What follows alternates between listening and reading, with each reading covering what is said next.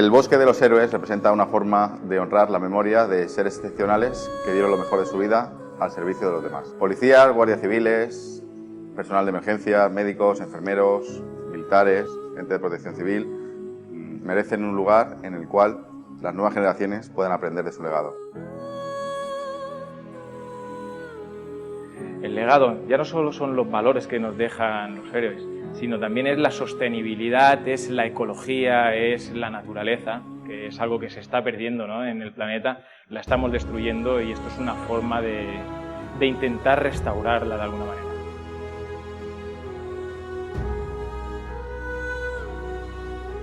El tema es que a la gente joven se le pueda motivar con este tipo de actos, de plantar árboles, de honrar a héroes y en definitiva salvar el planeta. Planta un árbol, honra a un héroe, salva el planeta.